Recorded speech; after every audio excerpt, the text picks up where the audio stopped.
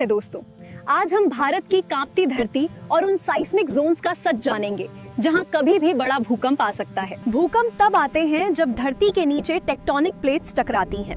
भारत की लगभग 61% जमीन इस खतरे में रहती है।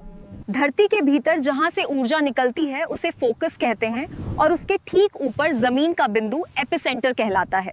भारत को भूकंप जोखिम के आधार पर अलग अलग साइस्मिक जोन्स में बांटा गया है ताकि खतरे की तीव्रता को सही तरीके से समझा जा सके। अब भारत में जोन 1 मौजूद नहीं है, इसे जोन 2 में मिला दिया गया क्योंकि आज कोई भी इलाका पूरी तरह सुरक्षित नहीं। जोन 2 सबसे कम जोखिम वाला क्षेत्र है।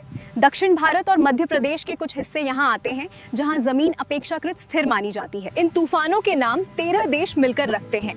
इससे चेतावनी, संचार और बचाव कार्य लोगों तक तेजी से पहुंच पाता है। हिंद महासागर क्षेत्र में तूफानों के नाम 13 देश तय करते हैं, भारत से लेकर यूएई और यमन तक। ओडिशा का उथला समंदर और इसकी तटीय बनावट तूफानों को अंदर खींच लेती है।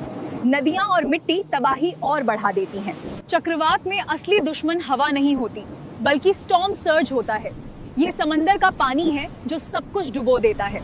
नए अध्ययनों के अनुसार हिमालय और उत्तर पूर्व भारत सबसे संवेदनशील क्षेत्र हैं, जहां प्लेट्स की हलचल लगातार बनी रहती है। हिमालय क्षेत्र में टेक्टोनिक प्लेट्स हर साल लगभग 5 सेंटीमीटर खिसक रही हैं, जिससे अंदर भारी ऊर्जा लगातार जमा होती रहती है।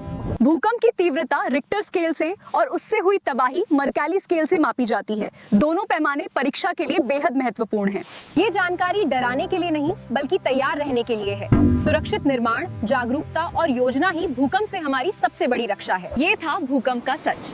लेकिन क्या आप जानते हैं कि समुद्र के नीचे का भूकंप कैसे सुनामी बनता है? अगली क्लास वहीं से शुरू होगी।